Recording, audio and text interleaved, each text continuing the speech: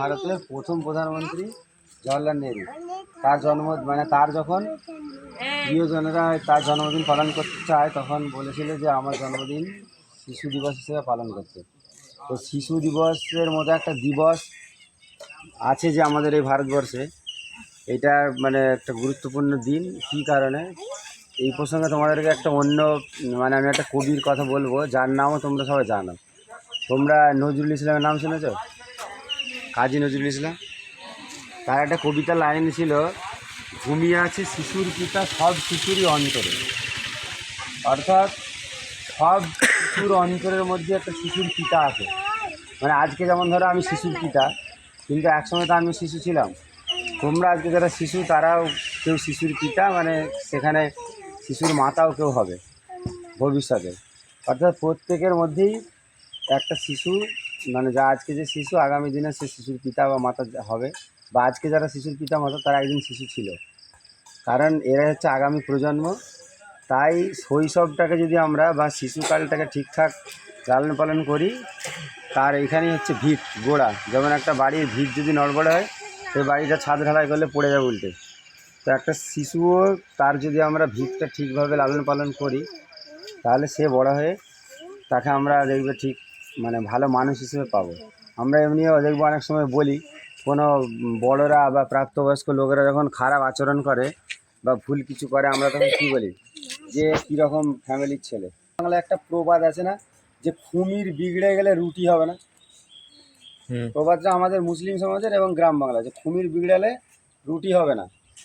তো শিশুরা হচ্ছে এদের কুমির, এরা বিগড়ে গেলে রুটি কিনতে হবে না। মানে প্রাপ্তবয়স্ক যখন এরা হবে, এদের থেকে তুমি ভালো কিছু আশা করবে না। ওই আরজি করের মতো ঘটনা, সঞ্জয়ের মতো ছেলেদেরকে দেখতে পাওয়া যাবে।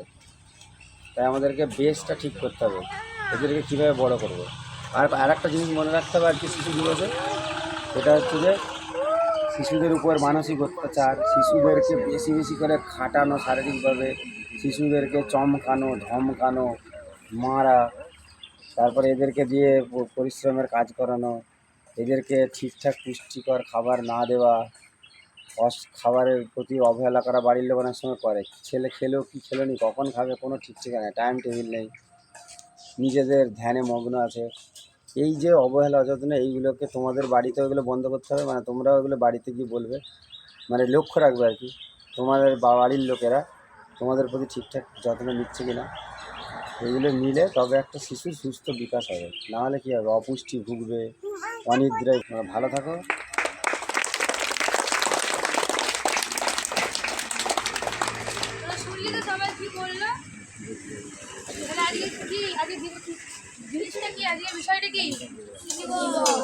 কার নেতৃত্বটা হয় তোরা শুনলি আজকে কি বললো, তো সেইগুলো তোরা প্রত্যেক রবিবারে একটা জিকে ক্লাস হয় ছোটদেরকে নিয়ে, এবং সেই জিকে তারা কতদূর শিখছে সেই বিষয়ে একটা মূল্যায়নও করা হয়।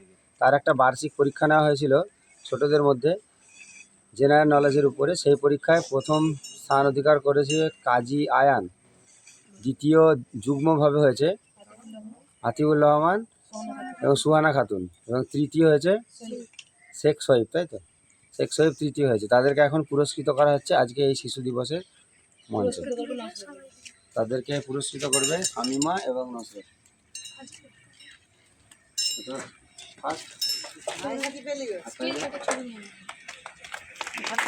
স্টিল একটা ছবি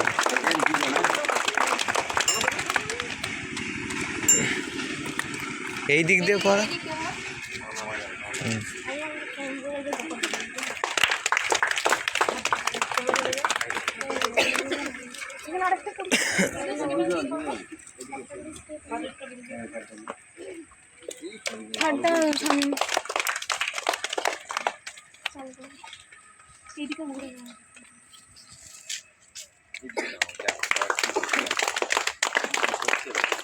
আচ্ছা, এছাড়া এই পরীক্ষায় আরও 10 জনকে সান্ত্বনা পুরস্কার দেওয়া হচ্ছে, যারা এই প্রথম, দ্বিতীয়, তৃতীয়ের পরেও 1 থেকে 10-এর মধ্যে র্যাঙ্ক করেছে। তাদেরকেও কিন্তু সান্ত্বনা পুরস্কার দেওয়া হবে আজকের এই শিশু দিবসে। তাদেরকে আমি পরপর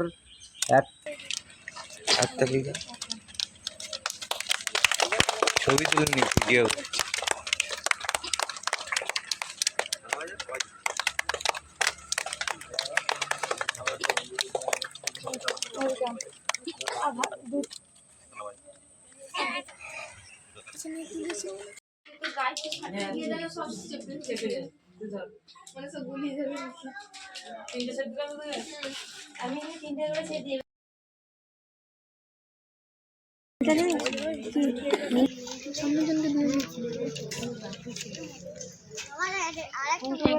আর এখান পর্যন্ত কারা পেয়েছিল